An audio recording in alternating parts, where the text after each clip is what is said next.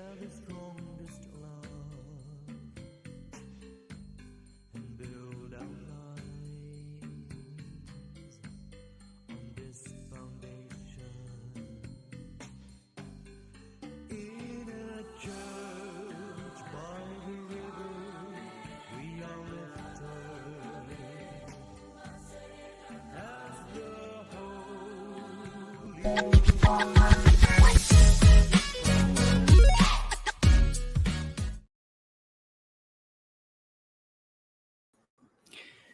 All right. Hello, good morning, and welcome to another episode of Catholics at Home Live, our live broadcast on every Saturday morning. So, thank you all for joining us. For those of you who've already started saying hello to us, I'd like to say hello to you. Aaron Filipina, thank you for joining us very early. Don't forget our special guest. You all know who that is. That's the Archbishop of Kuala Lumpur is going to be on the show. So do text your friends, your family members, send them a WhatsApp link and tell them to join us for this show. All right. Now, we are in Lent, and today we want to talk about what we should do and how we should prepare ourselves for Easter during this Lenten season. And as most of you know, would know that every year the Archdiocese will come up with a theme for us to guide us in our spiritual reflection and also to give us some activities to do during this Lenten period. So this morning we will talk about this year's theme, and we're delighted to have the Archbishop of Kuala Lumpur, His Grace Most Reverend Julian Leow, and also later on we'll be joined by the Director of the AOHD, that's the Archdiocesan Office for Human Development, joining us a little later.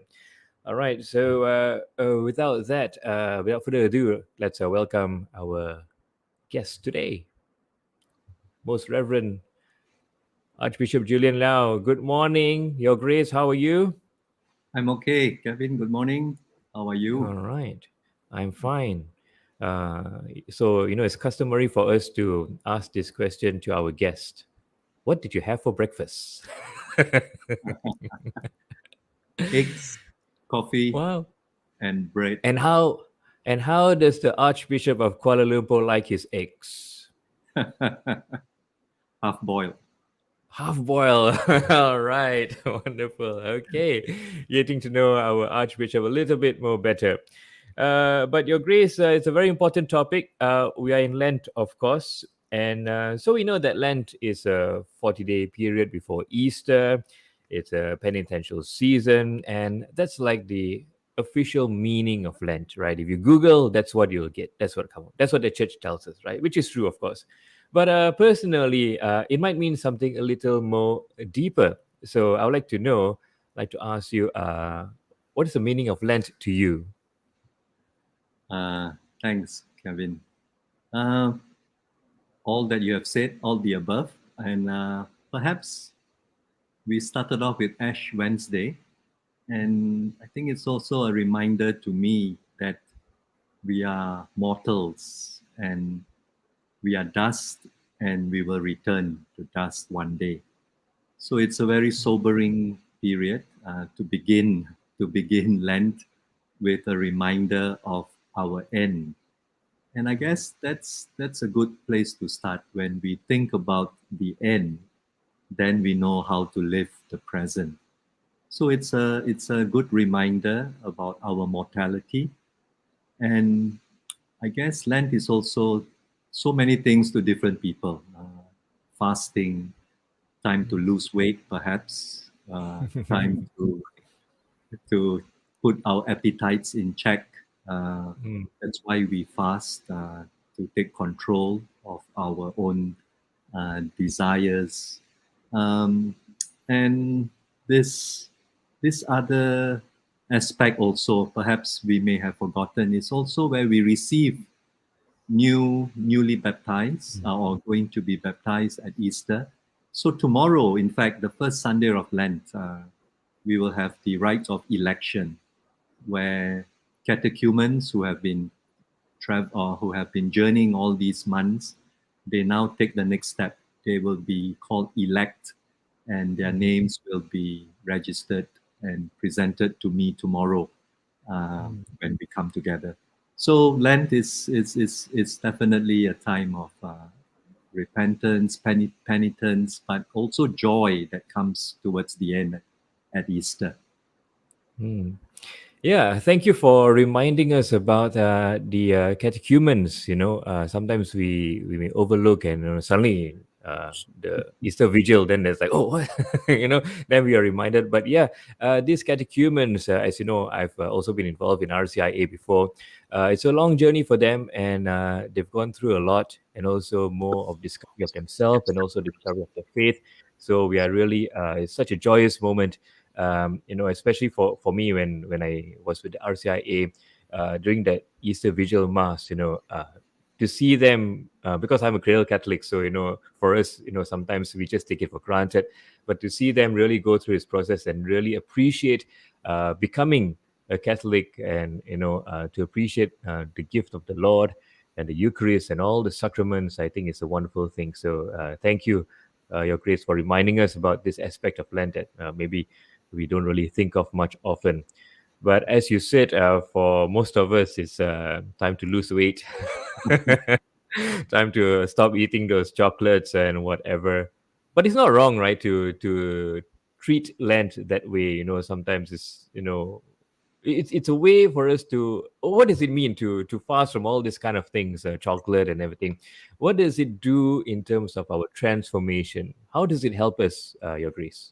Yeah, that's a good question, and I hope people will ask this question: is it just giving up chocolates and whatnot, and I think Pope Francis reminded us, if whatever we do during Lent, if it has no effect on someone else, then it's a waste of time. Uh, Mhm. Let me explain. Yes, as I mentioned earlier, even by denying ourselves some food, it is to in order to help us to take control of our appetites. That we are in control when we have urges to eat or to indulge, then it's a practice that we cultivate by fasting, and not just give in and not just to react to these urges. So in that sense, it is good to be in control. But at the same time, if it is just okay, I don't eat chocolates. Okay, I may lose a few pounds, but what does that do to my faith? Have I helped another person? That's why prayer, fasting, and almsgiving go together. And we'll probably speak a little bit more where it originated from. But yeah, by fasting, by saving money on Mhm. those chocolates or whatever that we have given up at Lent, if I use that little money that I have saved on and use it for someone else, then it becomes what you call beneficial, and it helps someone else who are struggling perhaps financially. So it must have an effect um, for a greater good, I believe. Yeah, Mhm. whatever Yeah. we do. Yeah, Your Grace, since you mentioned it already, the three pillars of Lent, which are prayer, fast, and almsgiving, let's talk a bit more about that. Uh, it's very important for Catholics. I mean, we always mention this, but why is it important? How did this all come about? I mean, why those three, prayer, fast, and almsgiving? Yeah, I think it's from scriptures. I think we've read it during the last few days from Matthew chapter 6, verse 1 to 18. Speaks about, if we recall, when we do something in secret, our Father in heaven will reward us. If you remember those passages, it's from Matthew chapter 6. So it speaks about when you go into your room, and you pray there. Excuse me. So prayer was mentioned in that Matthew 6, almsgiving too, and fasting. But in the Old Testament, Tobit, the book of Tobit, chapter 12, verse 8, we also see that present from scriptures about prayer, about fasting, and about almsgiving. So it's very scriptural based, and And yeah, like you said, these are the practices so common in Lent, helping us to pray more, to fast during this period, and also the outreach part, the almsgiving, the giving. And I think we've incorporated these things in our Lenten campaign this year Mm. also. Yeah. Yeah. And Your Grace, during Mass last weekend, we heard of your Lenten message. Most of us heard it. Uh, and you quoted John chapter 9. While I'm in the world, I'm the light of the world, and we need to emulate him. Being the light can mean a variety of things. How should we embrace this call to be the light of life? I guess light, if you want to talk about, it is the absence, sorry, darkness is the absence of light. Uh, Darkness itself is not a thing, it is an absence of something else.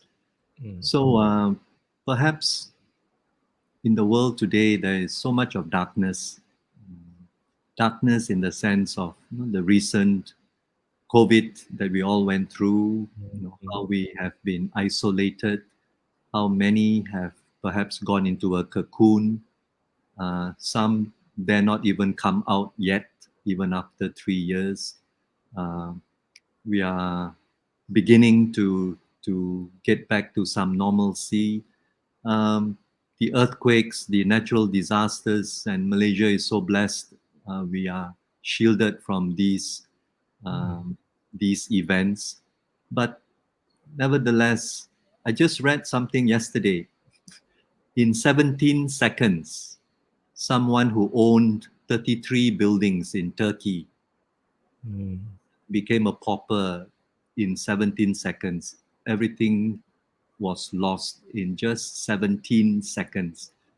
A reminder once again to us of our mortality, of our impermanence in this mm, world. We can be healthy one day, and 1 minute later, we could be in the hospital, or we could be maimed. Or so in this period, I guess we could either reflect and be more prayerful, be more thinking about what is life all about, or another response. I always quote this movie, Innocence of War. It's quite an old movie, but the reaction, or rather the response, is either you become more prayerful or you become more reckless in life and mm, throwing out all rationality and just enjoying life to the full, and because life is short. So whatever choices we make, I guess Lent is a time for us to truly reflect on who we are, where we are heading, and what is my mission, I guess. What is my mm. call in the world today? Sorry to philosophize and to give you a homily so early in the morning. No, but I think, Your Grace, that is very true indeed. It may be some philosophy, maybe too heavy for some of us, but that is the truth, right?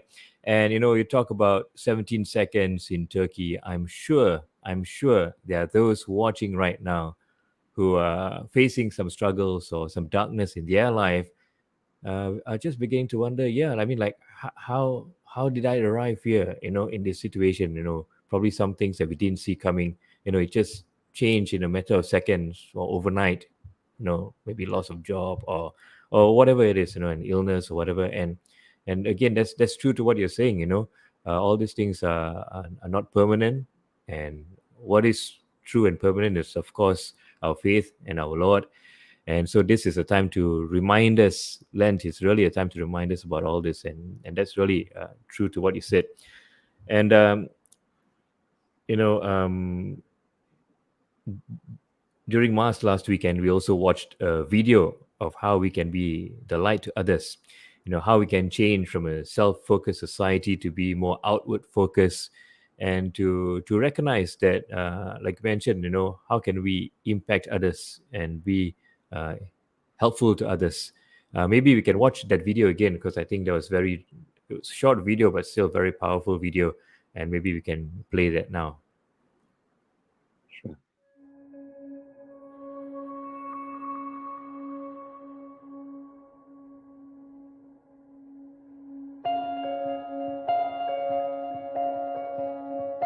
Turn the leaf over today. I don't know how it burned to flames. Drove me insane. Never the same. I never thought this day would come. Thought about you today. Thought about all the roads we paved. Learning again, walk from the pain, hoping that we'll be good someday. Trust me, till you love. Love will bring you home. Remember this and don't you stray away.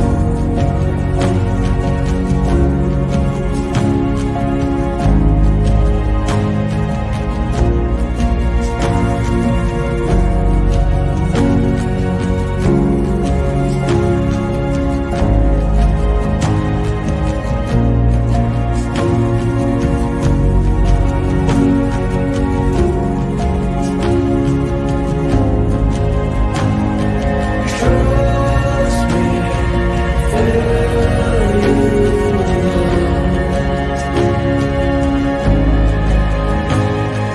love will bring you home.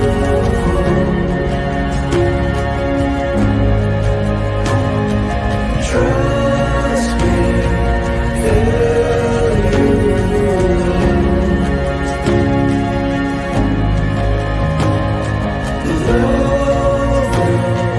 bring you home. Remember this and don't you stray away.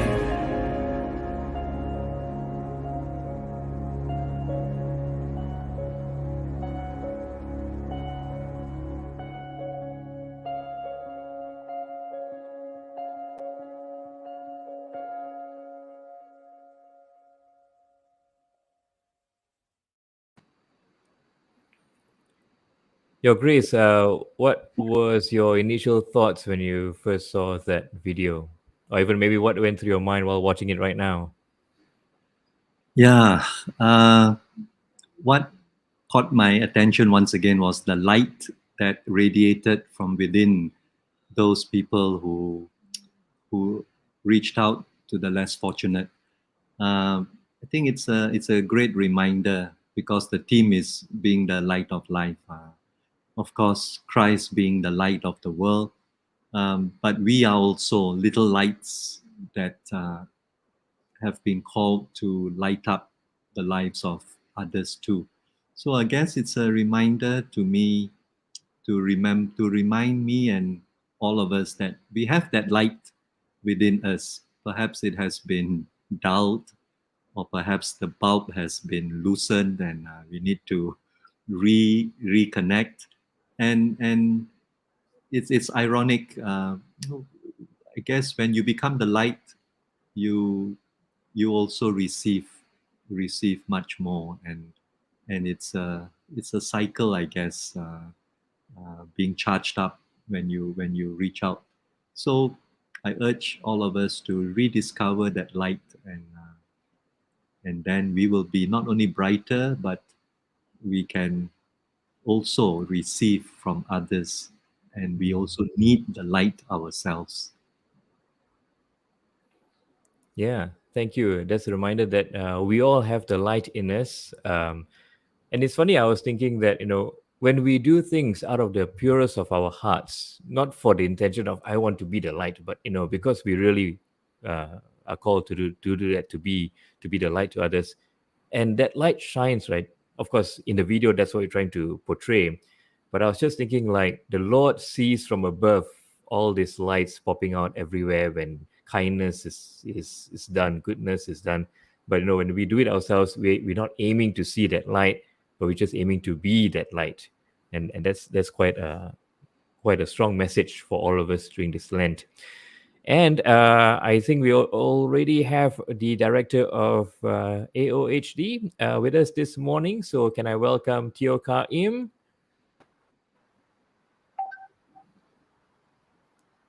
Hi, good morning, Hi, Your good Grace, morning, Kar Im. Kevin. Good morning. Thank you for Sorry, I'm a bit joining late. us. It's all right. It's Morning. better late than never. So just to let our viewers know that Kar Im is the director of AOHD, which stands for the, let me get this right, Archdiocesan Office of Human Development, right? Maybe Kar Im, can you just That's tell right. us, for those not familiar with AOHD, what does it do? We are actually the Office of the Human Development, and officially, we are also charity arm of the church for almsgiving.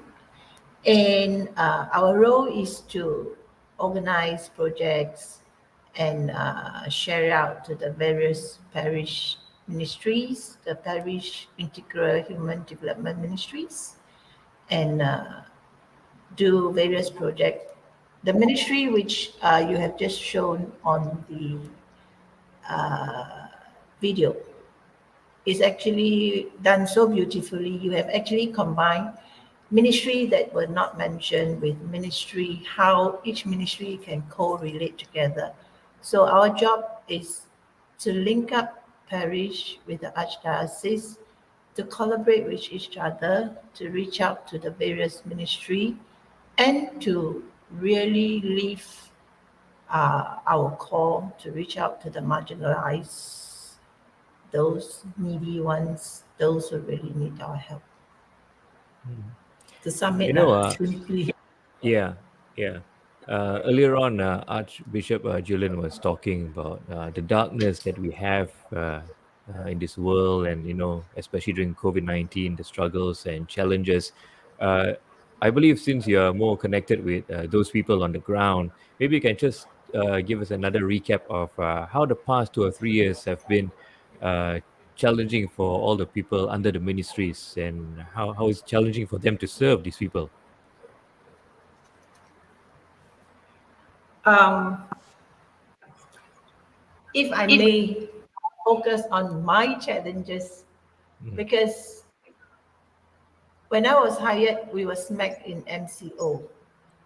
And as like, yes, I have always been mission worker, incognito, silent behind the scenes. Suddenly, I'm put in a position where I have to look into everything. But many challenges, but one of the few that really changed me was hardly 7 weeks into the job, into the mission, there was this flood, if you all remember correct.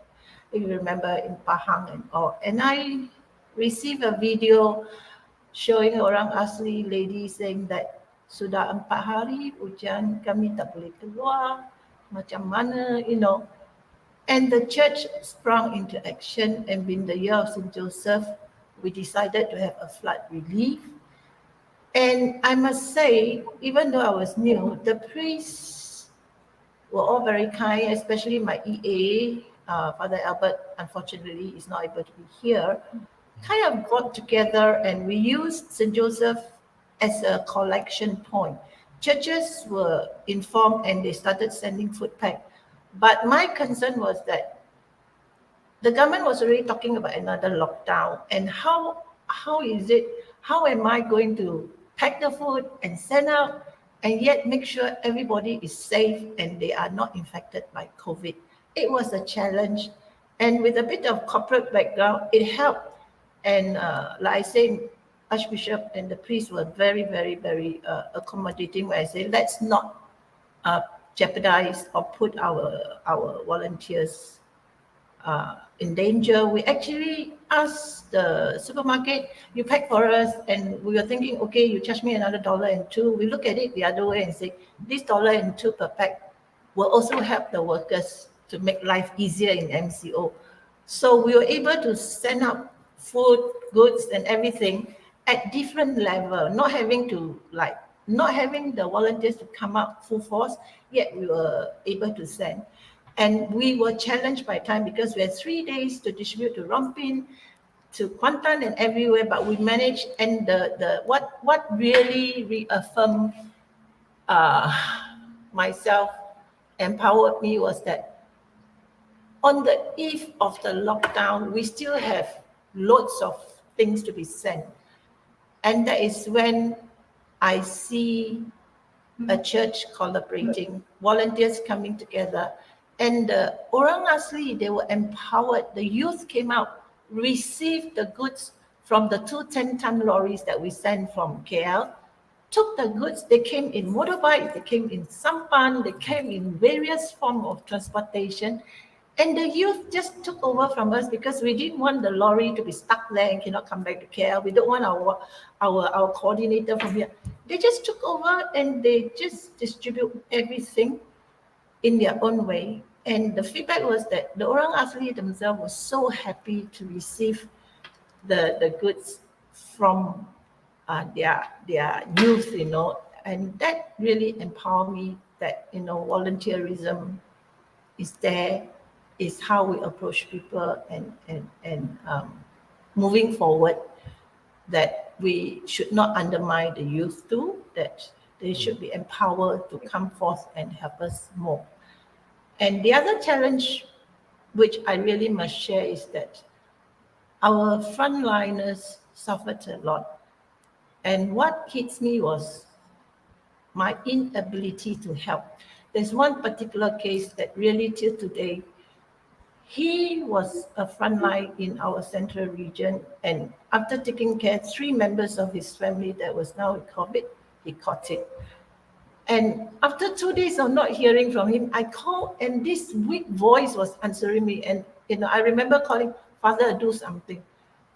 But we could not even, we managed to get him to the hospital, but we could not even get him to be in ICU where he needed the oxygen. And it was like, I don't know what would happen to me if he had passed on, but thank God, God's grace, he was given a bed after almost like 12 hours in the waiting room. But till today, he had not fully recovered from COVID. And I believe that all our volunteers, these are unsung heroes. They were the one who is always doing, not counting the costs. And I think this is what our church needs now.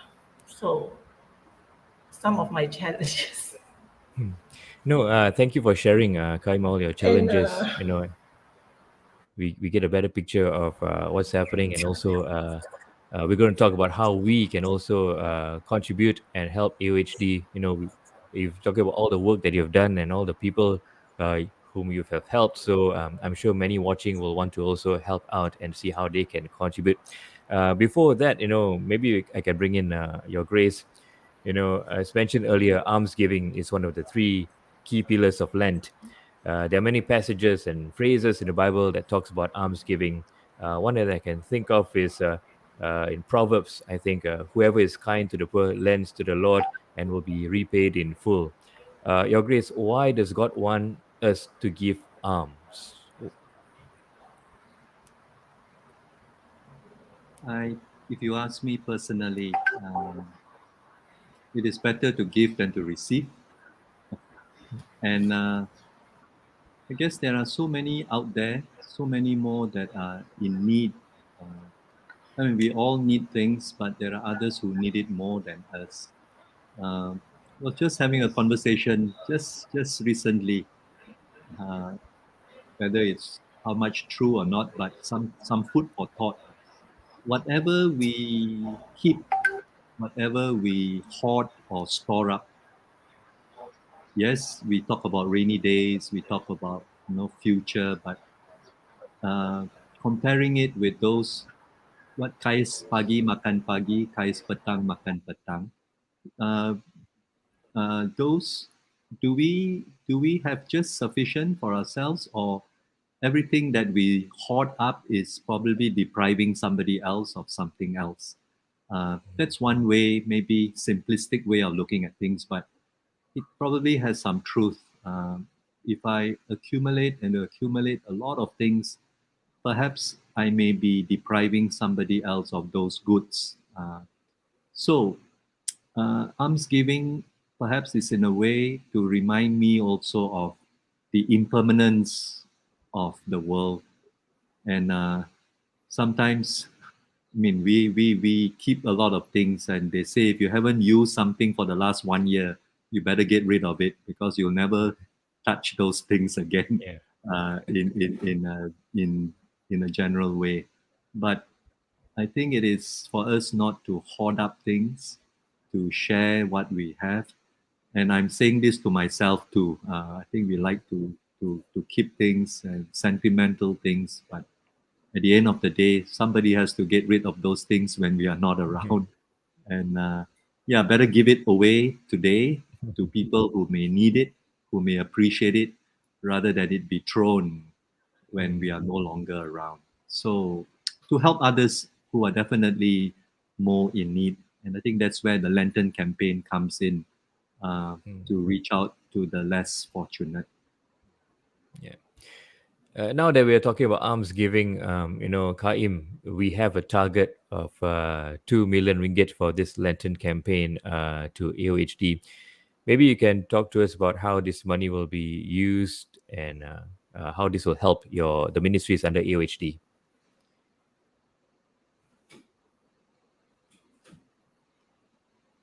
Site, there is a link that without fail every year we will show. We just nickname it the pie chart, showing the distribution of funds. Basically, London campaign started because through all the ministerial work, Bishop realized that we need funding. And where are we going to get the funding? So in churches, you have your collection, but AOHD being the almsgiving part of it, we are not allowed to solicit for fund. So therefore, the Lenten campaign came out as a project. Once in a year for 40 days, we ask for help to give us some funding so that this funding will be distributed accordingly.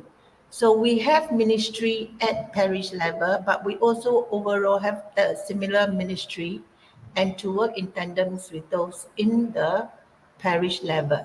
All these to run project, we need funding. So this is where the Lenten campaign funds would be used to run projects. Say, for example, currently ongoing is the Outreach Mobile Clinic.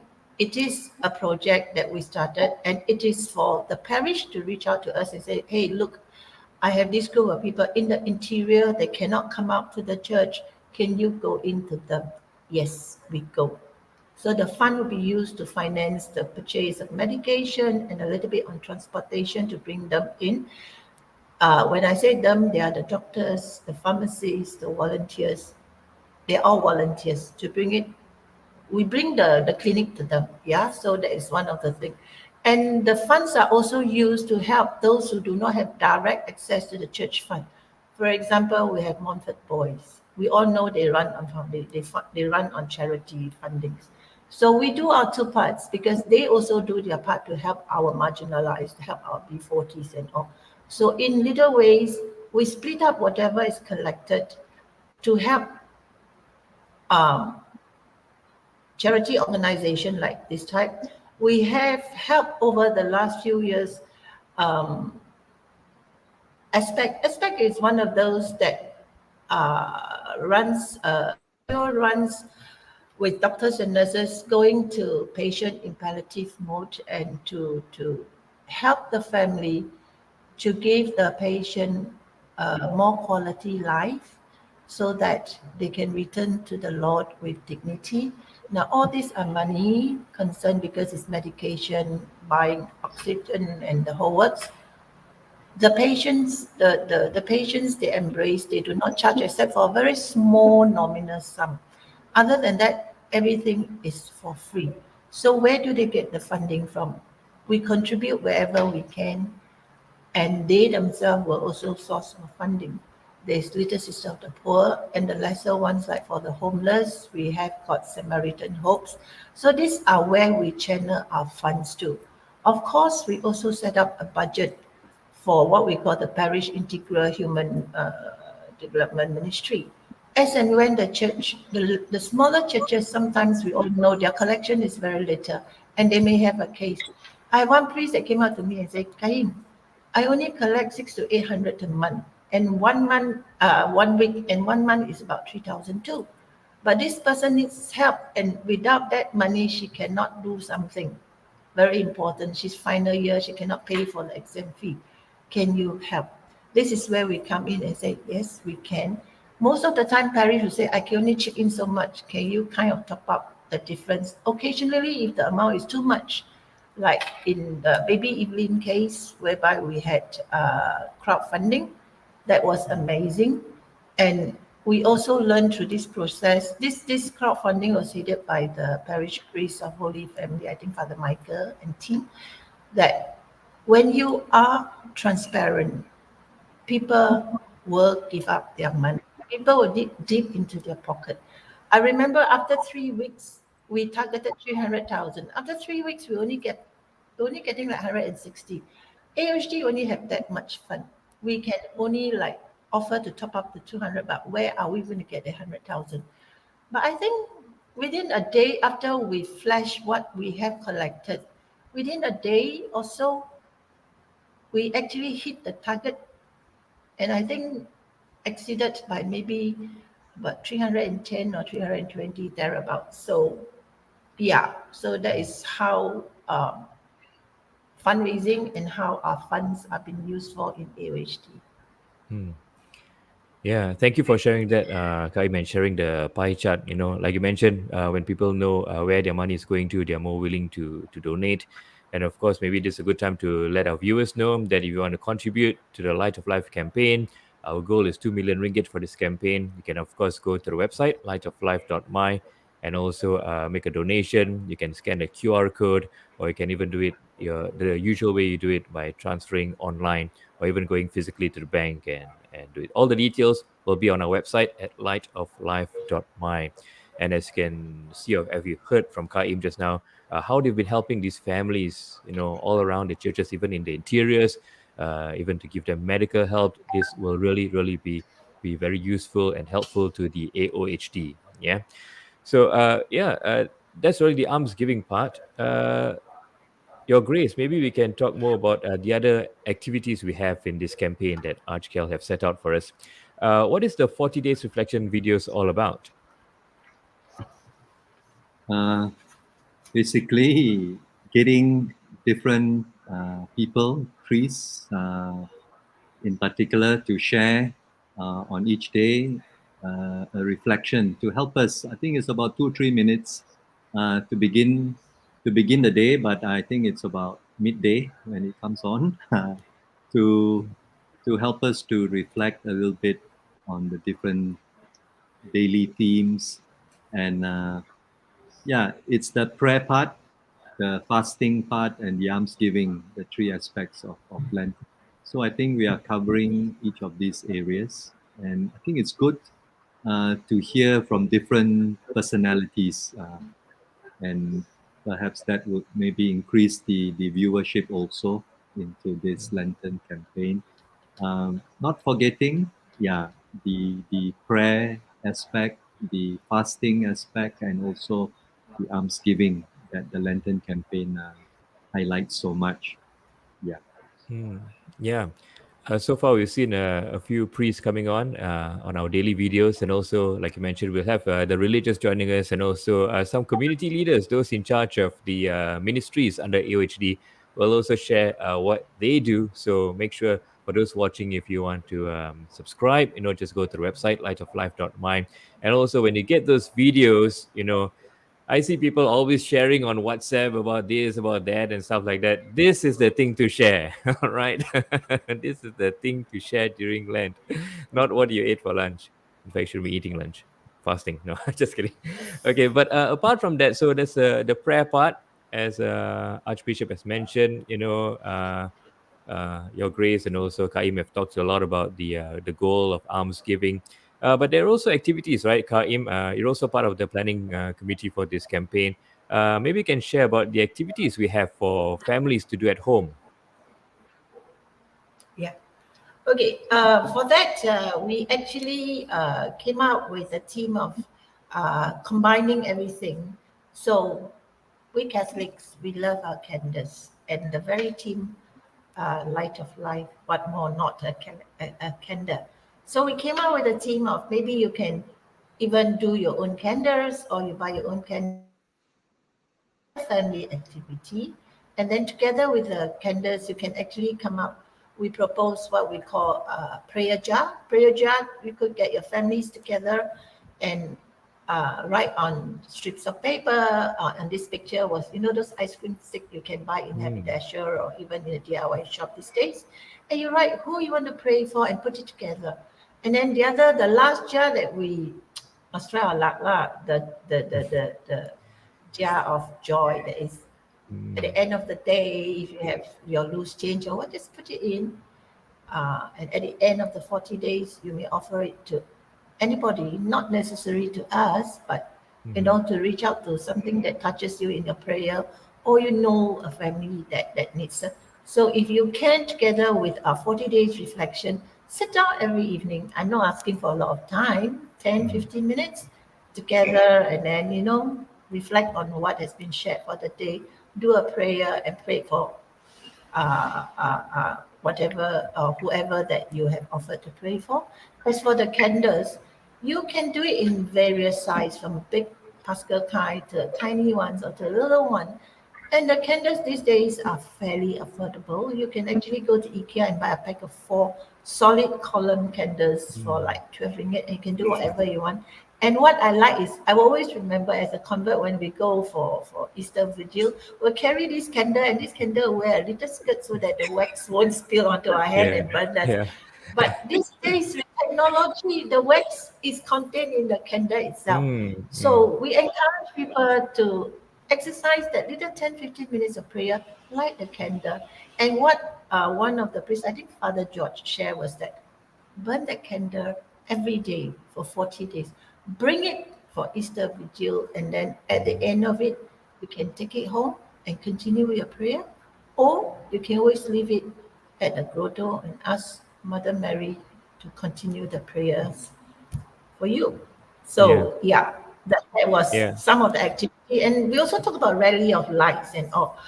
Rally can be anything, not necessarily Mystico Ronda the town. We can have a rally of light, which Asayo did for Lent, and it was so great to see, there's so many of them. I think 100 over of them at JCC, and they have done a day of mission. They've gone to different mission, all of them getting back together, be collected. And I think Archbishop was there also, giving them the light of Christ. So that to me is a rally of light. And they can take the light home with them.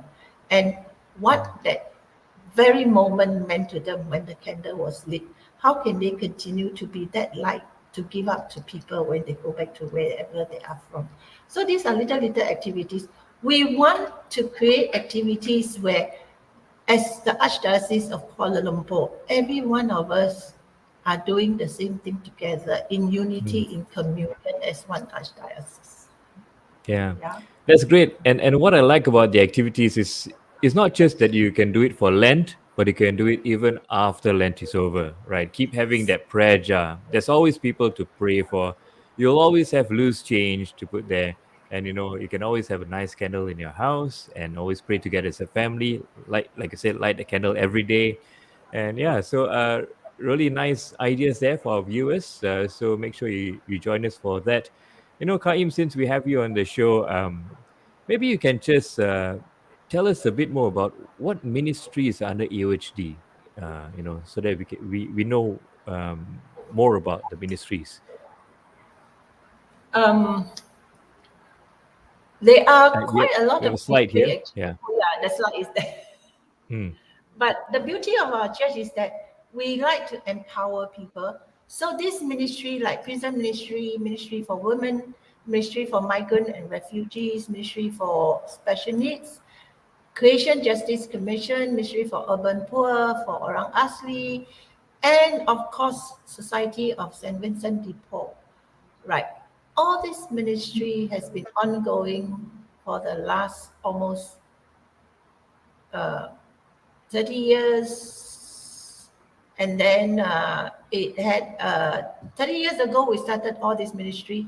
In the year 2005, we kind of reconfigure everything because we realized that to serve better, it's better to group people in community because one community's need is different from another. The OA's need is different from the women's, or the migrants and refugees need is going to be different from those OAs again, or the urban and rural poor again different. So in order to serve better, we have the various ministry.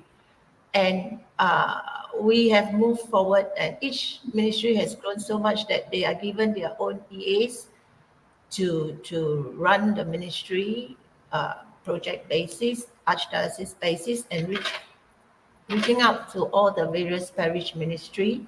And two of those that you hear me rattle off, Creation Justice Commission. People want to know what that is. Basically, Creation Justice Commission used to be, if I'm not sure, Your Grace, is Justice and Peace. But for some reason, it undergo a revamp and is now called Creation Justice Commission. And I would say anything that has a life in it is God's creation. And what are we doing to justify that? Because we all know the world is dying because of our neglect, because of what we're taken for granted, cutting down trees, polluting everything and anything. So even Pope Francis recently, he launched Laudato Si, I think about quite a while ago. And then recently in October year before, we relaunched it for a 7 years period and encouraging all parishes to look at it seriously, how we as church can save the earth.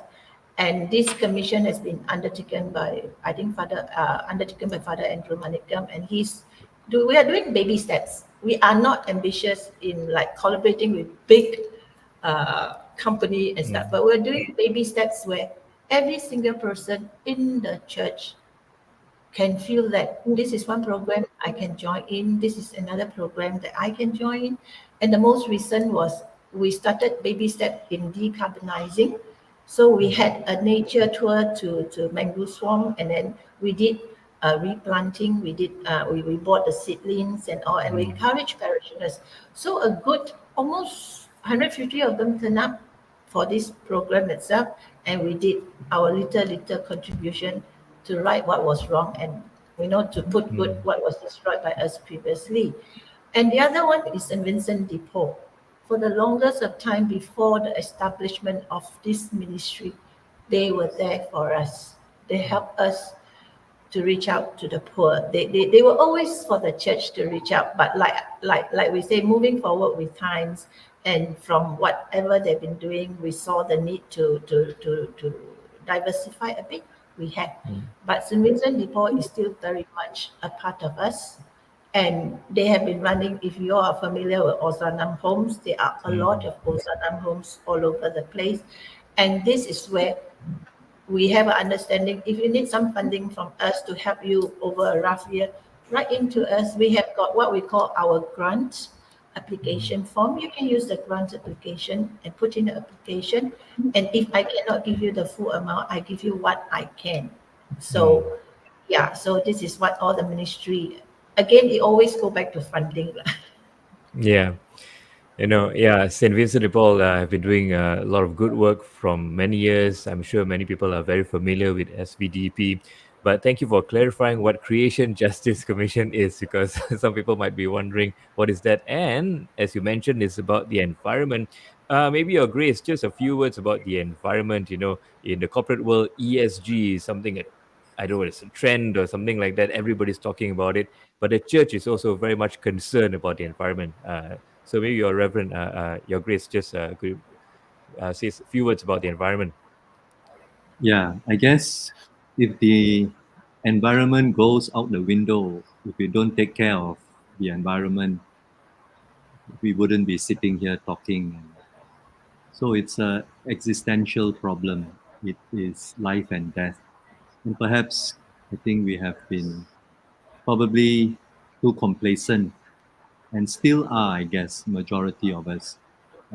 That's why to be constantly aware of this Laudato Si action platform, and I'm happy that Father Andrew Manikam is spearheading this ministry and to conscientize more and more of us Malaysians and also Catholics. And one I would like to say also the collaboration that we can't do this alone. The environment, ecology, it's all a global problem, global issue. So we are happy to collaborate with different parties, with recycling, with going, thinking about replanting. There's so many different groups, NGOs, and all that we can work with. And I think this is an opportunity also for collaboration, not only just within the Catholic Church, within parishes, but also with society in general. No need to reinvent the wheel, but to what's the word to uh, tag on or to support what is already there with finances. And I think AOHD also, we seem to focus a lot on funding, but there are also the integral human development, the whole person's development, not just financially, that we also would like to strengthen, and we are doing that, but to also emphasize a bit more on the whole person, how we can help.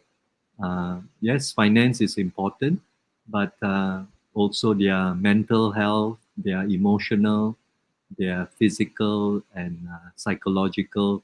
So all aspects of the person, the integral human development of the person that we also will be pursuing more and more. Yeah. Yeah. All right. So I think we covered a lot in this show in this 1 hour, not just talking about our Lenten campaign, Light of Life, but also talking about EOHD, what they do, and also where the money is going. And also, Your Grace, you've given us a lot about our spiritual guidance for this Lent. So I think it's a wonderful 1 hour we had with the both of you. For those watching, if you missed any part, you just joined in, you can always watch it again on Facebook, Catholics at Home, or even the ArchKL website. And of course, if you find this very useful, share this with your friends and family members. So just once again, like to remind everybody, our Lenten campaign is Light of Life. Visit our website, lightoflife.my. Watch the 40-day reflection videos, participate in the activities with your family. And if you're able, please do contribute to our fund, our goal, which is 2 million ringgit, and it'll go towards helping the ministries under AOHD. Before we end, Your Grace, can you leave us with a blessing? Sure. So, firstly, we are grateful to Catholics at Home for hosting us today, and we hope that it'll be a little bit more clearer this Lenten campaign. And the video, I guess we need to watch it a few times to catch the different nuances uh, and how we can be the light. And so we thank Kevin, and also I think Mark is somewhere around. Kar Im, and all the listeners during this session. And I hope we will continue to collaborate with one another. We will support the different ministries in our parishes and also the Archdiocese. And let us remember that we can do, the saying goes, you want to go far, go together. You want to go fast, go alone. So here, I think we want to go far and we want to reach out and we want to make a difference in the world today. And so let us collaborate with one another. So may Almighty God bless each and every one of our listeners. In the name of the Father and of the Son and of the Holy Spirit. Amen. Amen. Thank you. Thank you. Once again, a big thanks to Your Grace, Most Reverend Julian Leow, Archbishop of Kuala Lumpur, for joining us for this show, and also the Director of AOHD, Teo Kar Im. So thank you so much for your time. We wish you and all our viewers watching us, of course, thank you for viewing. You can comment anything and, share your thoughts or comments of this show on the comment section. All right. So we wish all of you a good weekend and a blessed Lent. Goodbye.